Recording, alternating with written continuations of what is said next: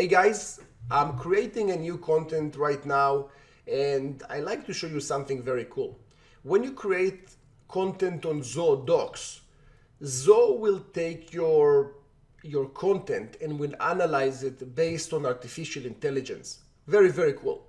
The basics will be spelling mistakes and grammar mistakes. That's very basic. But the cool thing is how easy it is to read your document and the quality of the writing. Now, it's easy to tell you, what are the problems, but it's more difficult to give you suggestions. So here, when you click on the different items, Zoho will tell you what are the problems and also the suggestions. I copied here a document from a website, so I went just Autodesk Forge. I don't even know what it means.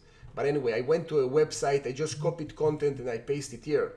And you can see here that I'm getting different suggestions for grammars, and I'm getting suggestions for the wordy phrases. So I think it's a very cool system. My daughter she's a student. She's writing her essays using Zoho Docs. This is how good it is, and she's a top student. So check it out. I think it's great. And by the way, one more thing. If you're creating an agreement, Zoho will suggest you content that is more for agreements, that higher language, more precise.